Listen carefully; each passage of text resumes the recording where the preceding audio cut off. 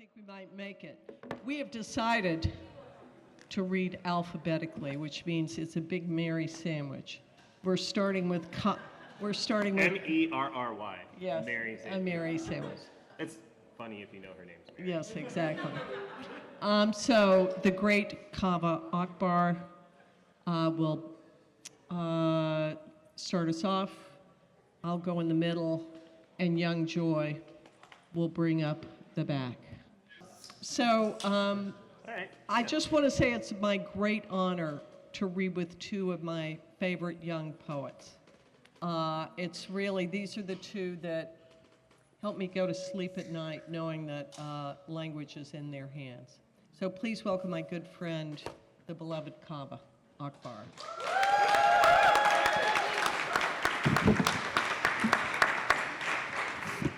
Hi, everybody. I am the beloved Kaveh. Cool. Can you all hear me? Is this science? Noise science? Cool. Hi, everybody. My name's Kaveh Akbar.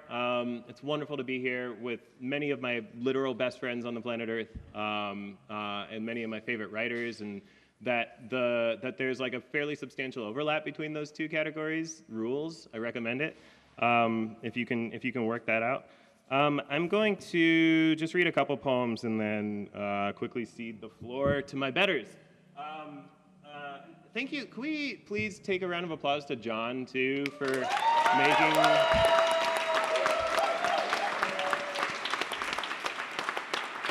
just sort of moving his hands behind the curtains all day long to make this happen and be as awesome as it is.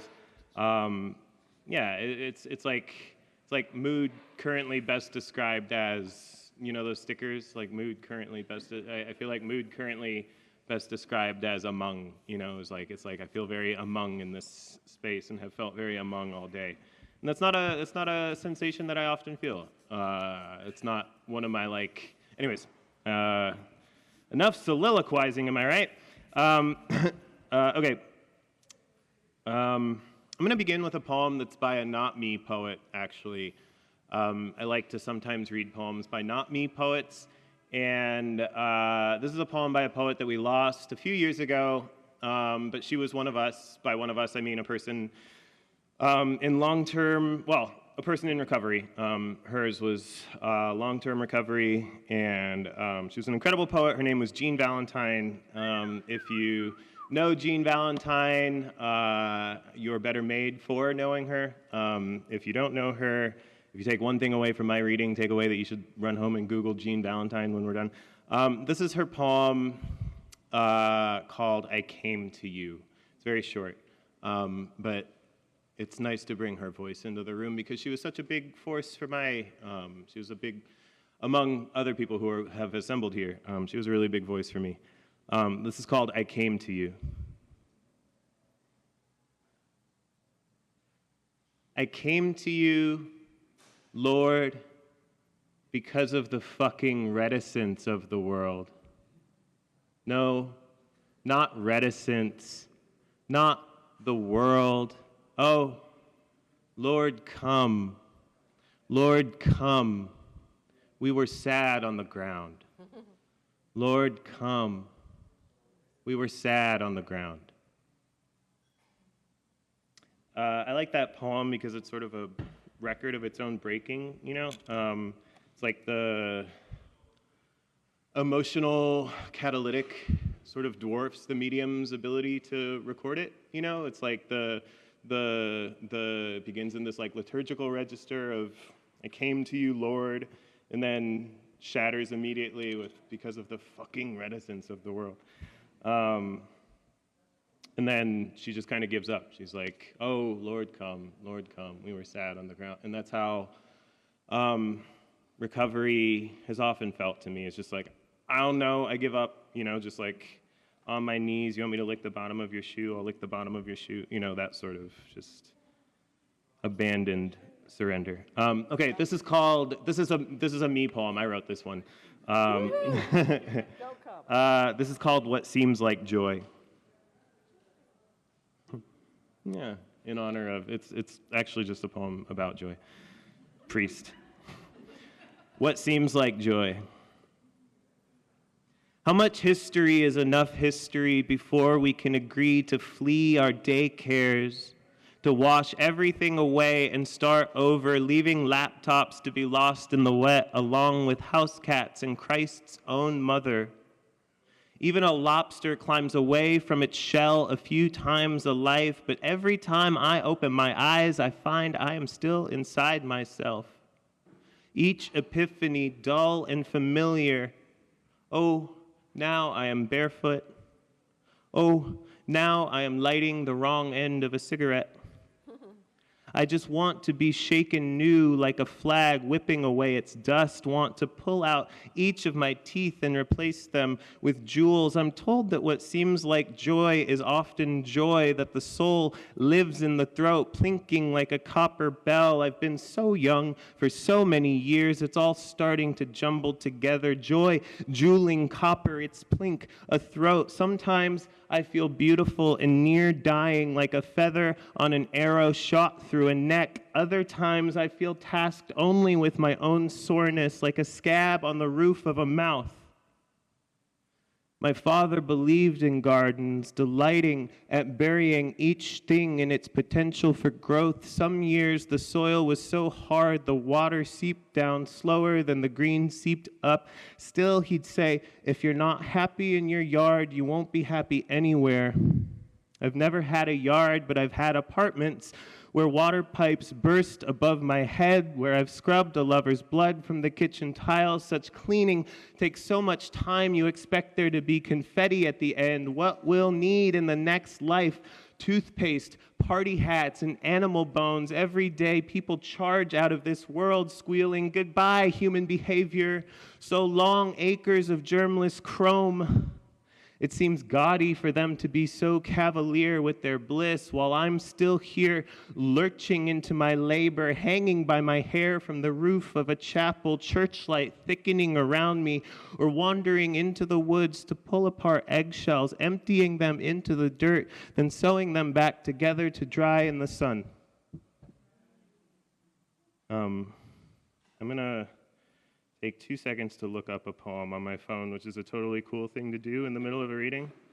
Whatever's best for you. Oh, thank you, Mary. Can you guys, I remember there was a time in early sobriety, I used to call Mary a lot, and she would always pick up even, long before I was like a guy with a book or whatever, I was just like a fucking messy boy. And I remember at some point I was talking to Mary and I was like, I don't remember exactly what I was complaining about, but I referred to back in my scumbag days, da-da-da-da-da-da, and Mary cut me off and she was like, I don't like when you talk about my friend that way, and I was like, and I'm just in a perpetual state of she just forces you to believe that the people who love you actually mean it when they say that they love you. You know what I mean? However much I protest and kick and flail against that awareness, she makes you permeable to it in a very, very special way. Yeah, round of applause for Mary. And the truth is, she was that for me, but she's also been that for literally hundreds of people. There are people that aren't involved in literature or whatever the fuck who I'll meet and they'll have Mary as part of their I'm trying to think of a way to say their poetry, or not their recovery community genealogical tree. I was trying to think of a way to not violate the 11th tradition, but it'll be the genealogical recovery tree. Leads back to Mary. Charlie Parker said, if you don't live it, it won't come out of your horn. And I think it's naive to say that you can't make good art and still be a bad person in your life, but I don't think that it's possible to make the sort of good art that Mary makes and be a bad person, Oh, yeah, there. No. Not good in the way that your art. People I've been married to. Not good in the way that your art is good. You know what I'm saying? you can make good art and be a bad person, but you can't make art that is good the way that your art is good. I think I mean that. I haven't thoroughly vetted that proclamation against like every bad faith interpretation, so nobody like tweet it, but you know. I'm gonna read another poem by a not me poet, a big part of our community. I feel very grateful that my journey through recovery has ended with me here. You know, I've been sober for a decade, and I have like a fancy sort of sultanic life where I get to go around and people buy my books and tell me how great I am. But there are so many people who lived exactly the same life that I led and were no more or less ethically bankrupt than I was at times, who are incarcerated or just not here, right? Because of the criminalization of addiction. And so I wanted to make space for that. So there's a poet named Justin Rovios Monson, who's an incredible, currently incarcerated poet who I just like his work. And this is me being the mouth of another poet. But this poem, again, is not a me poem. This is a poem by the poet Justin Rovios Monson, Rovillos, and his last name is Monson. The poem is called Everybody Dies. Almost every man I know talks too goddamn much. All my favorite poets are women and gods. What I really miss is the pavement at midnight, my elongated shadow. There are mornings when the hunger pulses through me, when I just want to see a man die like an ox in a flooded field, where every witness is swallowed at once by a minute of silence, then continues the work of living. It's not that I'm thirsty for blood. It's just that I want to be alone and with you at the same time. G told me long ago she thinks I'm cold, and I responded for years by writing on shreds of paper, "My mind is on fire." She slipped them into her mouth and waited for the wet grass of a man she could love. On my sternum there is a thumbprint where you pressed a seed into earth. G told me to be us is to die before we kissed on the hood of my car.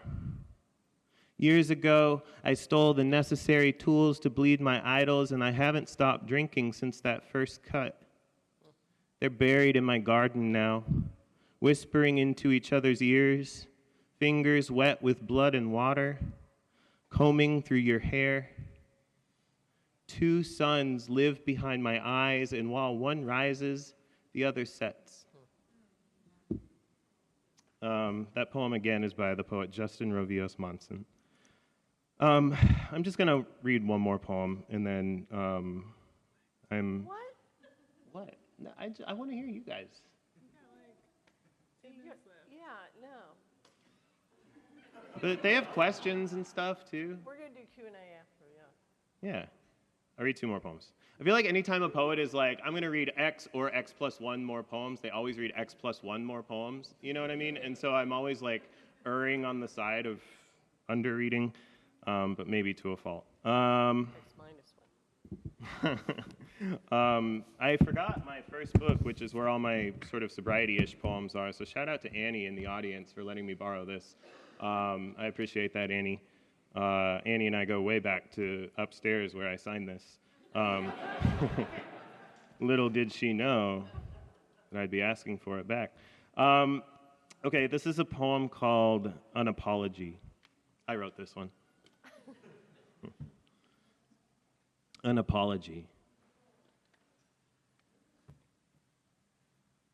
Lord, I meant to be helpless, sexless as a comma, quiet as cotton floating in a pond.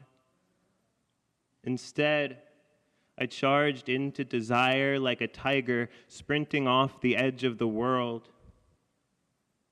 My ancestors shot bones out of cannons and built homes where they landed. This is to say, I was born the king of nothing, pulled out from nothing like a carrot slipped from soil. I am still learning the local law. Don't hurt something that can smile. Don't hold any grief except your own. My first time, brown arms, purple lips, lush as a gun, we slumped into each other's thighs. She said, "Tu set daram manotana bezar." I love you, leave me alone. See? There I go, scab picking again. You should just hang me in a museum. I'll pose as a nasty historical fact, wave at cameras, lecture only in the rhetoric of a victim. As a boy, I tore out the 109 pages about hell in my first Quran. Bountiful, bloom-scattering Lord, I could feel you behind my eyes and under my tongue, shocking me nightly like an old battery. What did I need with hell? Now that I've sucked you wrinkly like a thumb, I can barely be bothered to check in. Will I ever even know when my work is done? I'm almost ready to show you the mess I've made.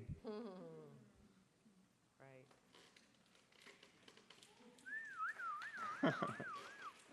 You guys are very nice. We're assholes. It's not true. I don't like when you talk about my friend that way. Thank you guys. I really do appreciate your coming out. I'm going to read one more poem for real. Please,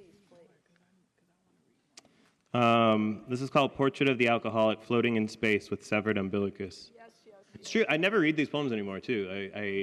It's cool to have occasion to read these. I love this. Yeah, I do too. Every time I read, it's like we're not very good as a species at remembering pain. You know what I mean? Like with acuity, right? Like how many of you have broken a bone in your life? So if you could, Casey, if you could remember breaking a bone with acuity right now, you'd be doubled over in pain, right? You can remember the fact of pain, but you can't summon the actual physical experience of that pain. You know what I mean? And I think as a person in recovery, that's kind of dangerous because it's the further away from the acute suffering of active addiction I get, the more I'm just you know what? It wasn't that. I mean, I had some good times too, you know what I mean? I could probably, you know what I mean? And it's I could probably I'm older now. I got some the bumpers are up, I got some safeguards in place. I got a 401k, and and it's going back to these, it's oh no, yeah, that's what it felt like. You know what I mean? And it's I can kind of step back into it. It's a little sort of portal, and it's oh, right. I also think that that's how in a program that I may or may not be affiliated with, or that has a dozen or so suggested ideas that one might partake in. The dozenth or so idea is about working with other people, and I also think that that's how theoretically that dozenth idea kind of works. Okay, anyways. This is called Portrait of the Alcoholic, Floating in Space with Severed Umbilicus. The umbilicus is what connects you to a space station when you're out sort of free I don't know why I'm using the second person. When you're out free floating in space. When one is out free floating in space, the umbilicus is that thing that connects one to the space station. This is called Portrait of the Alcoholic, Floating in Space with Severed Umbilicus.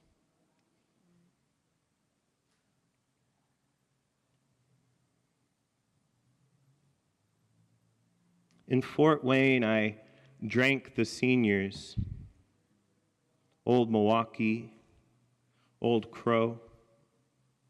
In Indianapolis, I stopped. Now I regret every drink I never took.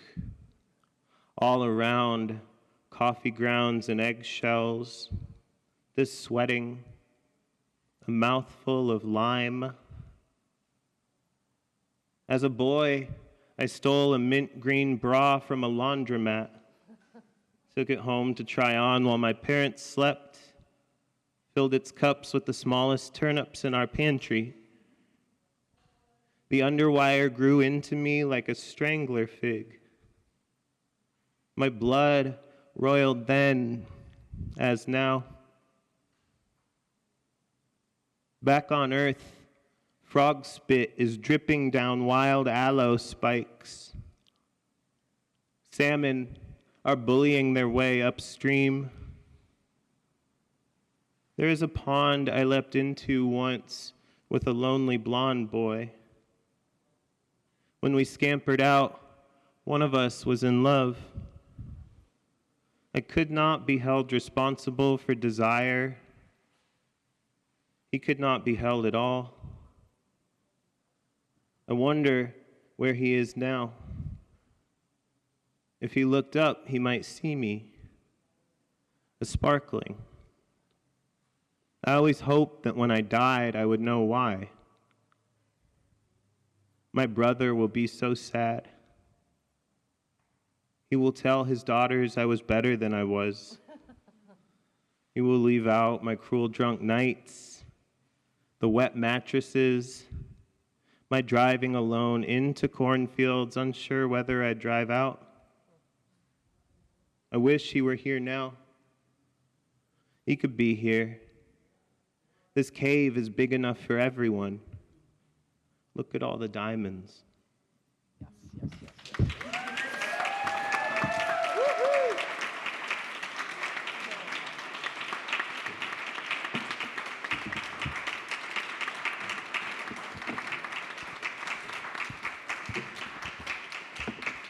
Isn't he great? I just want to say that all of us together here, if we decide this second that we are all called here to be here and share what we all feel inside and out, that this could be a holy space for us all. And that's kind of how I felt today. It's nice to be, it's not nice, it's more than nice. It's like surprising to be at some place where you feel like there are so many people who came through some of what you came through. This is the only happy poem I have, so I'll start with that, but don't expect any more happy poems. It's about my son. If I had seen a giraffe drive away in my car, when my son at age 16 drove away in my car, I would have been more confident that the giraffe would make it home. A blessing from my 16-year son.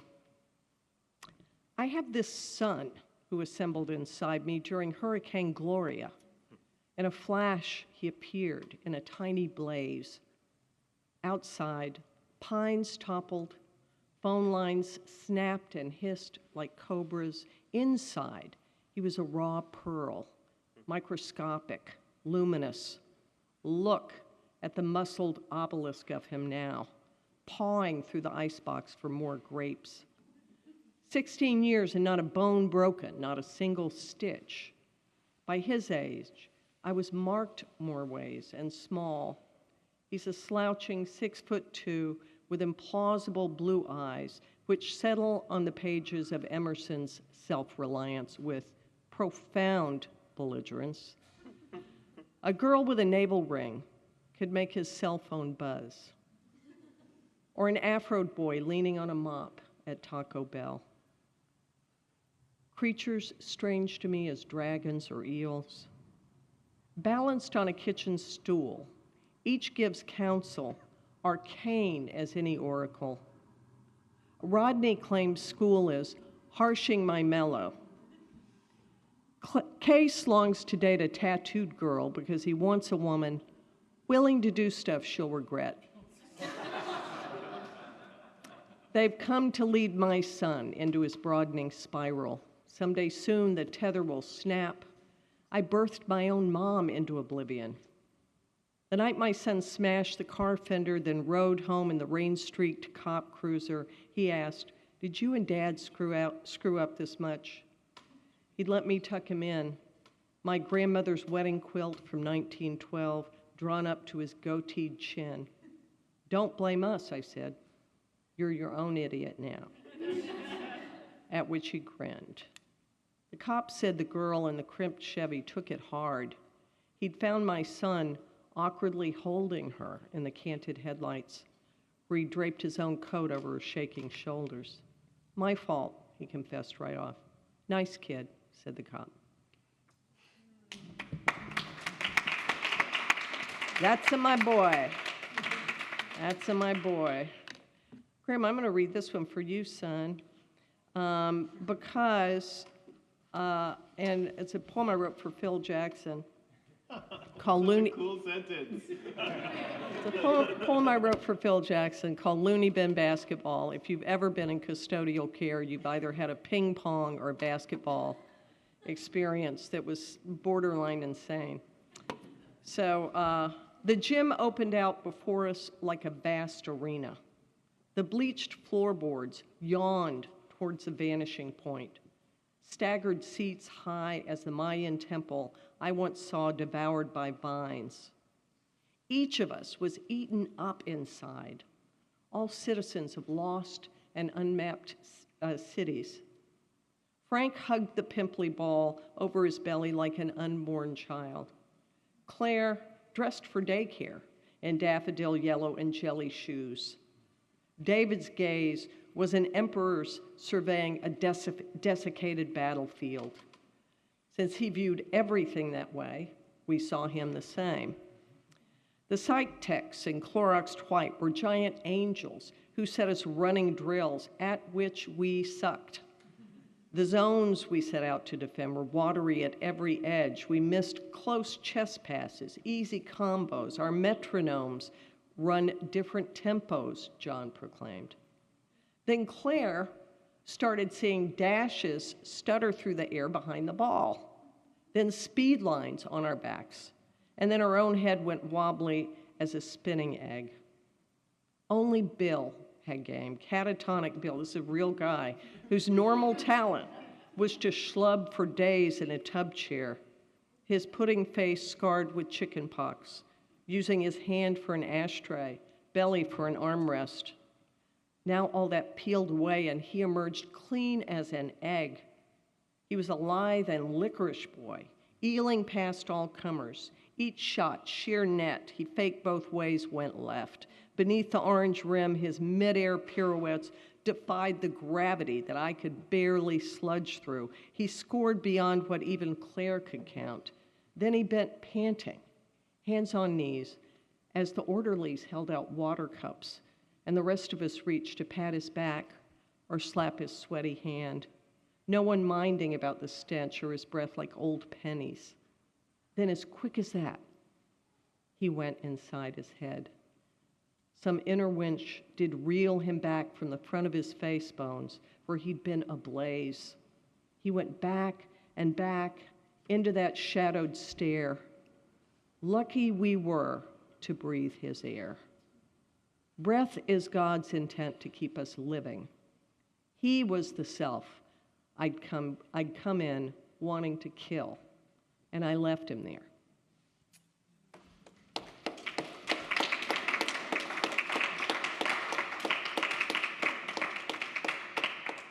Yeah, they are nice. I know. They are nice. It's nice to have.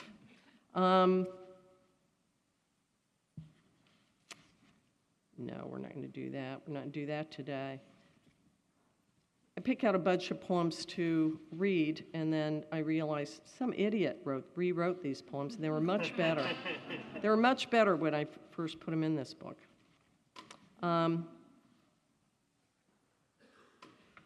I think if you have this ailment,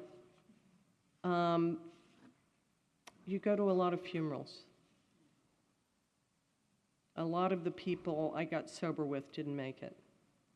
And some of them were really amazing human beings who literally saved my life. And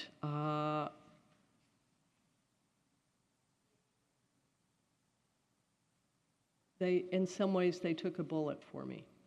They showed me what was at stake. And so here it is, face down. I guess this is for David Wallace. What are you doing on this side of the dark? You chose that side, and those you left feel your image across their sleeping lids as a blinding atomic blast.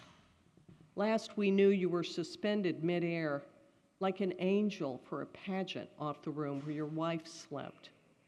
She had to cut you down, who'd been, I heard, so long holding you up. We all tried to, faced with your need, which we somehow understood and felt for and took into our veins like smack. And you must be lured by that old pain smoldering like wood smoke across the death boundary. Prowl here, I guess, if you have to bother somebody, or go bother God, who shaped that form you despise from common clay. The light you swam so hard away from still burns, like a star over a desert, or atop a tree in a living room, where a son's photos have been laid face down for the holiday.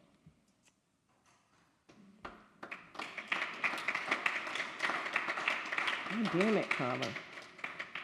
Okay, I'm reading this poem for Kaveh because he likes it better than anybody else. And I already know what poem it is. What? I already know. Of course you do. This is a poem I call The Voice of God. And this is what God, like people say, have you ever heard God? You pray every day. Have you ever heard God? I'm like, yeah. Does it say anything really shitty? I just want to say that up front. This is the kind of thing that God says to me. 90% of what's wrong with you could be cured with a hot bath, says God through the manhole covers. But you want magic. You want to win the lottery you never bought a ticket for. Tenderly, the monks chant, embrace the suffering. The voice never panders, offers no 5-year plan, no long-term solution, no edicts from a cloudy white beard hooked over ears. It is small and fond and local. Don't look for your initials in the geese honking overhead or to see through the glass even darkly. It says the most obvious shit, like, put down that gun. You need a sandwich.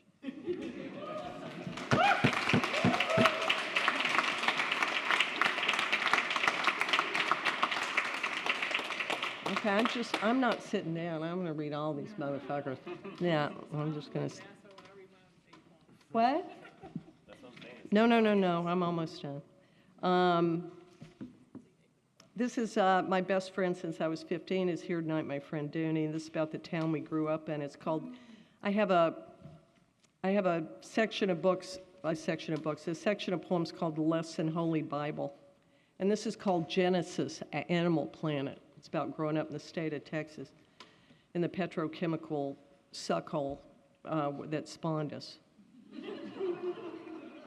I rose up first at a big vacant state with an X in its middle to mark the place I was born into dying, surrounded by oil refinery towers with flames like giant birthday candles you could never get big enough to blow out. Before I was, they were. And before them, reptiles and mammals died and rotted and were crushed into carbon, then coal, then oil in the earth, whose deeper core holds bigger burning. My daddy labored here at the Gulf, which meant oil refinery, but also a distance he drowned in. Caged inside this high hurricane fence. In steel-toed boots for 42 years he walked. The gold hat pin he got at retirement had 4 diamond chips for a smile and 2 rubies for eyes. And he passed it to me because it was a holy relic of suffering and sacrifice, so I wanted it most. He breathed this chemical stink, some days 16 hours a day on end in a storm, and it perfumed his overalls. The catalyst he pumped on the cracking unit burst through with enormous pressure to break down the black crude's chemical bonds into layers, into products, and many ignorant men did twist the spigots and unplug the clogs and keep it all rivering so the buried pipes could carry out so many flammables north, where books are written and read.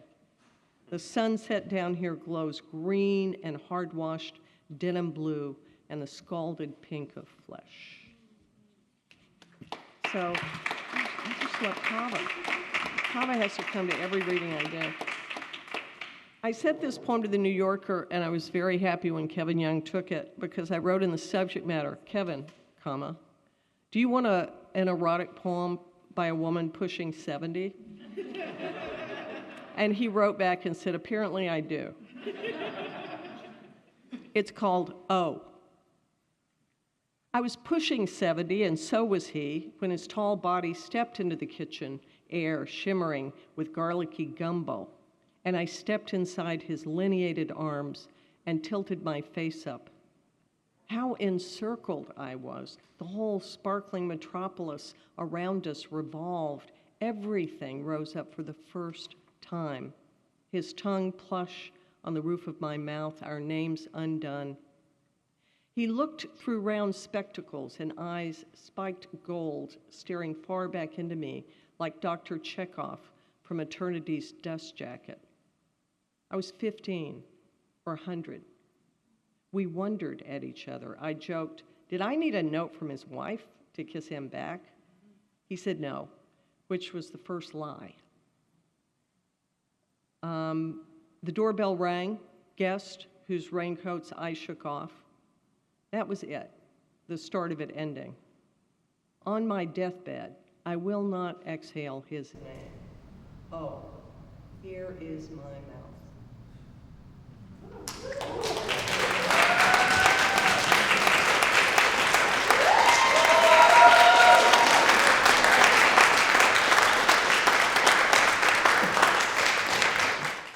All right.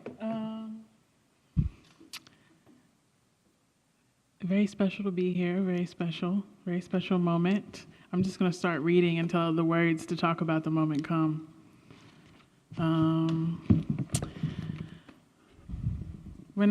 The first time I tried to stop drinking alcohol, I was at an artist residency at the very tip of Cape Cod. It was January. It got dark at 3:30.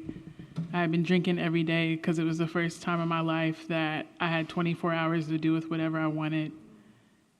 Couldn't handle it. So I tried to do dry January, and it just so happened that during the last week of the month, my father came to visit. My really, like my bestie from that experience, one of the visual artists is here, so also a special moment on top of being with my sober family. He's laughing because he met my dad. And I've been drinking with my dad since I was like 12, so this was my first time seeing him drunk and being sober. And I started this poem in the bar while he was drinking, and I was just sitting there. This is January 2020.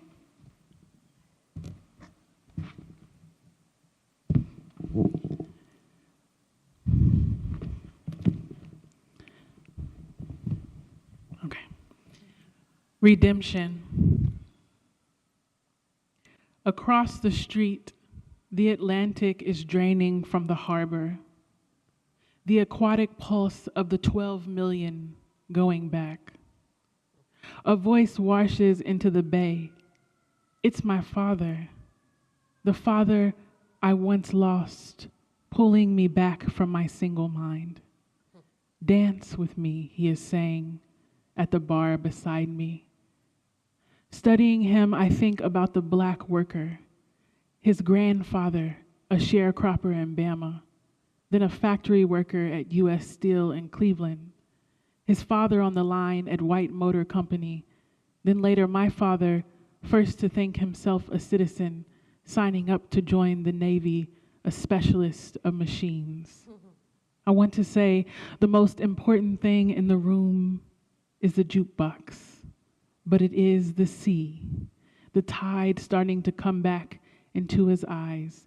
Dance with me, he pleads, from that place we go to sip brown, slip the blue collar, where 4 hours into the bottle, he hears God's voice and I hear his.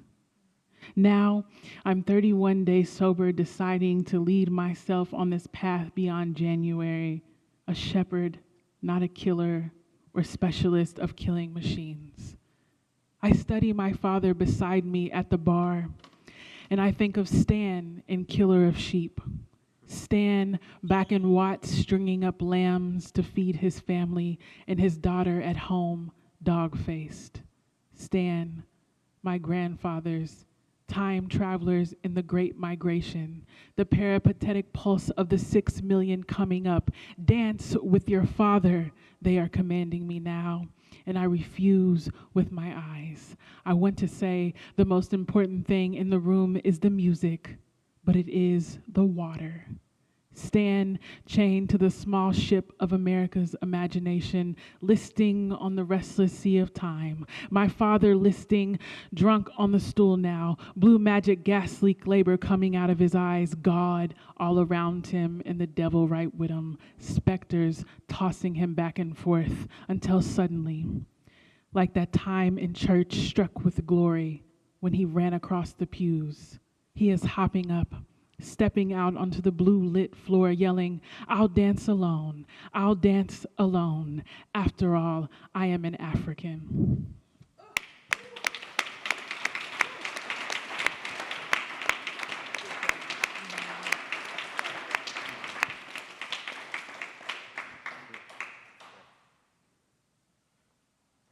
I'm gonna do the phone thing too because this is a first draft and I want to make sure I have it as I last left it.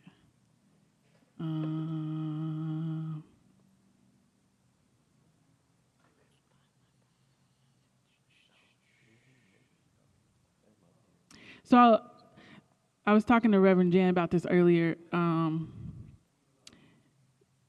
When I was 11 months sober for this last time, this sobriety I'm on, my youngest first cousin, I was watching his Instagram all day, and he was on his second bottle of Douce when he slammed into a guardrail on the expressway in Cleveland and died. He was ejected from the truck. It was a difficult moment because I was sober, and I know how our fathers drink with us in my family, how the kids drink with the family. And so I'm trying to write about addiction as like a family thing. This is called Somewhere on the Interstate in Cleveland, 2003. Stairway to Heaven is playing, and motherfuckers is loud. Somebody in the backseat yells out, he's headed to the end zone with an entourage. So it must be winter. This memory has black fog around its borders, like moody gardens I visit inside myself. Outside my body, the air is blue and empty. I am a drunk teenager behind the wheel, no license. The interstate's white lines proliferating, dancing across the windshield like lyrics to a sing-along. My father's shotgun furiously playing air drums.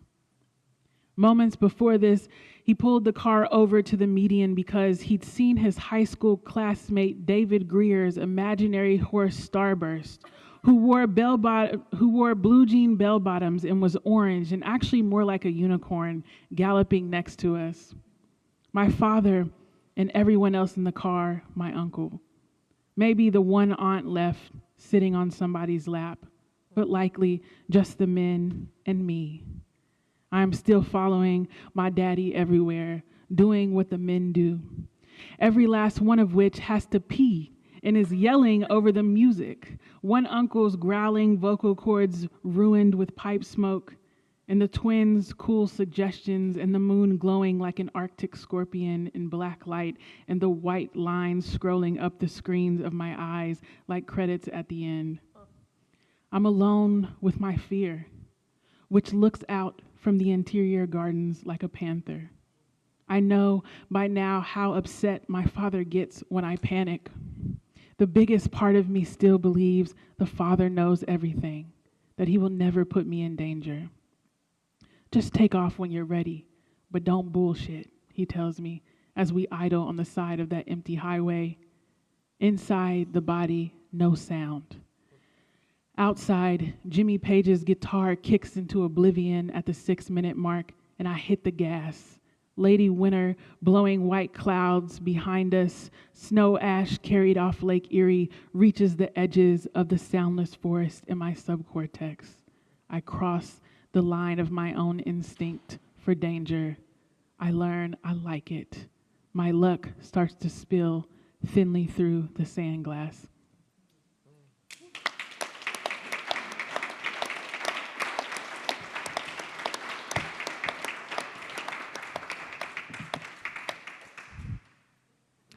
Mary requested this poem. My father teaches me how to handle a pistol. Twin Rugers resting side by side on the emerald felt, for the good times playing low through evening's kitchen as he takes them apart and puts them back together. How can I know what he's remembering as he shoves one grip first into my hesitant hand and swallows the last of the Malbec, his stained lips cracking into a rare, authentic smile? He cannot imagine the first gun I held belonged to a boy who loved me too much when he pointed it my way. Cannot know I'm still holding its lead back with the force of my eyes, where my father says his grandmother Elsie lives now to terrorize him. I think about her working those Alabama fields, how tough she must have been living alone with two of the meanest men in our family of mean men. When I learn how tough it is to pull back on the slide, I think of her. Pretty yellow Negro, the men say, so poor her mule had no name. Its ribs visible across the field where she stood watching her father-in-law Spence beat blood and foam from it. When I learn to lock the lever and look down the chamber, I think of her.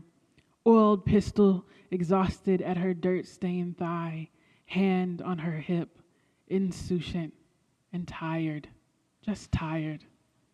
Don't ever put your finger on the trigger unless you're ready to pull it, my father says. So I keep it straight. Learn what she was tested by to get eyes old enough to hold a bullet still.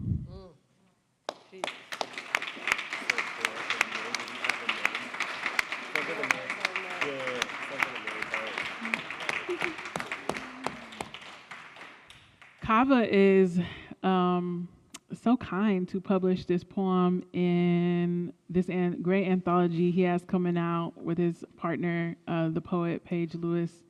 The Last Call? Another Last Call, because it's like a second edition. It's coming out soon. That thing is good. I've seen it. Tell them about your anthology. Huh? You have an anthology coming out. Yeah. Well, it's out. You have an anthology out. It's in the book cart somewhere, if the book cart is still around.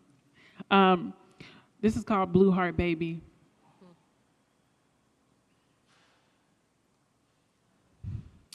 Everyone want to put hands on a piece of your life. Look at it, how it sags in the Eisengrau, like the belly of a bitch heavy with litter. No better than that meddling-ass moon fool as your own breast hanging low between buildings. People hang from the ropes your heart has let down. The chaos of stars fill up the dead air. Tiny blue flames in the eye bone of the young old junkie girl follow you around the floor of your humming days. And have you seen yourself? I think I am weak and without purpose, your father texts you from the kitchen, sauced up, after he rolls his heavy body over the loaded pistol he laid on your bed. Get used to life. Every piece of advice is one the giver followed to his own bitterness. You roll the heavy body of the car you loot from your failed fiancé down the highway. Even the wheel wobbling with fury insists on hanging on. You must make it to each new morning alive. Beyond your silent mouth, what can you use to protect yourself? The deceitful company of crowds will fail you, have you out here with your young body in the cold, a house dressed barefoot on some other woman's back porch where no one knows the address. Let it be, if this moment is of use to your life. And how long is a moment in time indistinguishable as speed? Peep the ant-sized airplane creeping across the crescent. How to wake up the next day and the next, and not simply after a decade, after 13 blue moons, stretch belly and empty veins. The gas of constellations run out, heart weighted low in the sky. Your chances scattered across the dead years.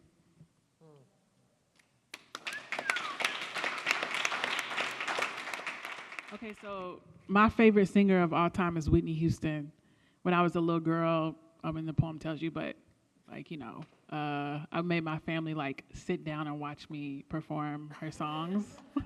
And like, you know, when she, you know, I still get so angry like when people make fun of her or like, you know, say stuff about her as an addict. And because she was such an elegant, beautiful, you know, singular spirit, I think. And she's like the reason I know that like being an addict has nothing to do with like not being a wonderful, one of a kind human being. So this is my Whitney poem. When I see the stars in the night sky. I wrote this poem because I was reading Ocean Vuong's essay on metaphor. It's their IG essay, but I like made it into an essay that I teach. And I asked my students in one of the vignettes, they say like, you know, metaphor is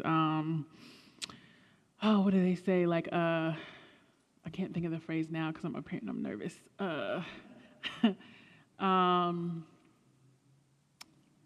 Metaphor is one of my favorite devices because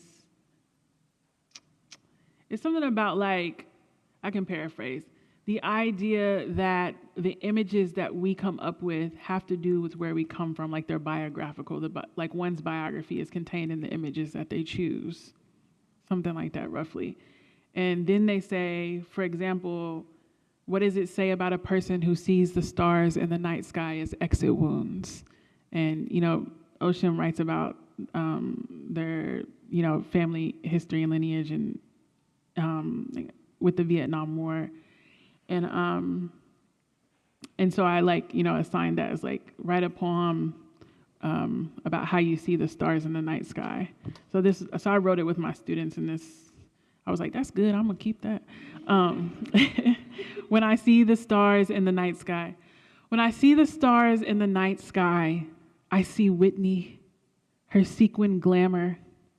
It's 1988, she's center stage, her head thrown back against a black backdrop. She is the only thing glowing, so distant from us in the universe of her voice. She is already dying when I hear her sing the first time, when I slip inside my rhinestone leotard white tights before a mic. My vocal cords are still elastic, vibrating harp string, not yet sclerotic with unlovely smoke and shame.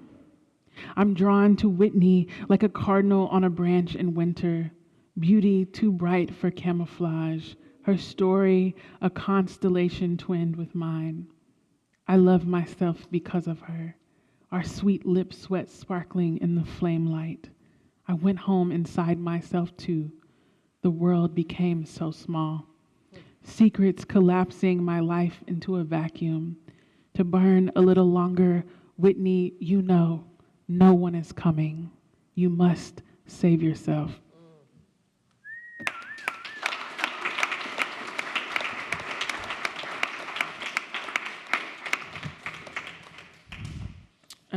Okay, two more, I promise. Okay, this one's short. It's a sonnet. Metaphor is carpenter bee. I've been writing these like what it was like poems because I reread not Portrait of the Alcoholic. Yeah, Portrait of the Alcoholic. No. Calling a Woof a Woof, sorry.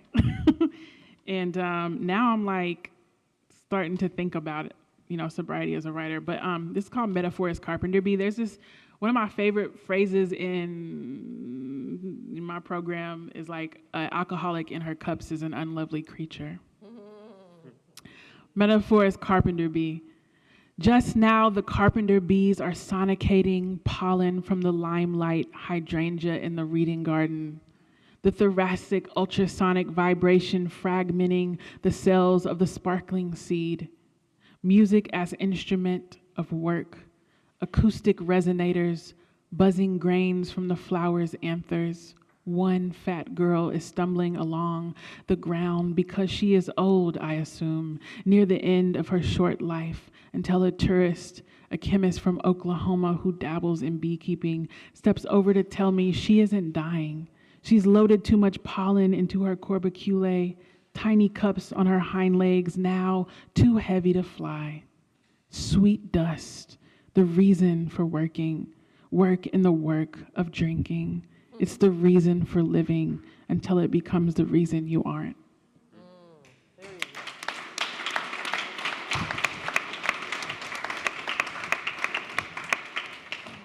And this last poem I'm going to read is for Dooney, who I just met today, but if it's been like oh man, I forgot to read the Keats poem for you. Oh well, I forgot to write it down. No, it's too late. Okay. Read them both. I just want to read poems with, everybody here that I love. I'm not going to make excuses. Okay, Keats Ride Shotgun, because Mary and me, I have a thing, I love John Keats, and it's funny because for a long time I was one of those, young poets that were I ain't reading them dead white guys, and then I'm, really got into Keats, who was you have to self-identify, but he drank a lot, and he, got into fights, and he was very emotional and passionate, and he was a socialist, and I just think, So I wrote this poem called Keats Ride Shotgun, and I wrote it after I just took the meter of one of his poems. Oh, great in shambles in the party field, my skylark motor quakes droplets of dew done this cush hover mist, we're so through. Cantankerous fights, makeups are dented fields, enthrall sweetest windflower hung over trill. Say, you old muck-mouth bopper, thirsty fool, retreat, crusting my velvet seats with drool. First to dip from the scene, titanium wills. Land I leave defeated with vacancy. I list the furthest road. Ooh, I fishtail the bend, oh hell, wild like the anemone. My bruise from last night's fisticuff now swells. Lost memories mad me, submerged under drink. Those teetered hours, the endless assail.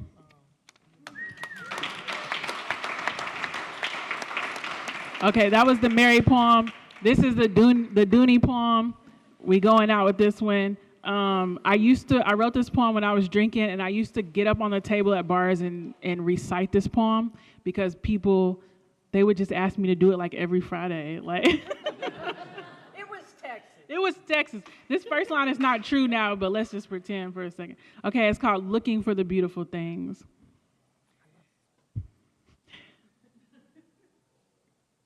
I live in Texas now, and in the next lane over on I-10, Big Jeff is soaring at twin speed toward the dust-pending horizon, and something base and graceful has taken us over. Like if I took my hands off the wheel, we would lift into the air and become part of the indistinguishable wave of laughing gulls above. Big Jeff, says his license plate, which I first checked when I let him pass 10 miles back because his lights behind me were the second coming. Or the first coming in his case, if we're making the usual jokes about men with big trucks.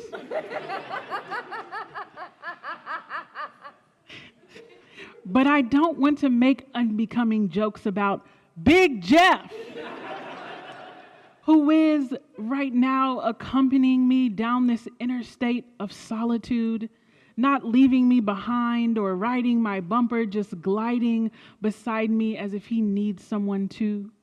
As if he trusts me and said to himself in his blue-lit interior, hey, I'm going to hang on her wing. She seems to know how to get where we're going. She's probably a Hellcat. No balls hanging from his tow bar, just Big Jeff on his pearlescent Ford Super Duty, which has a row of 3 headlights on each side, in which I admit I was more than annoyed by when he came up behind me like an Astrodome on wheels. But Texas is home now, and this is the way of things.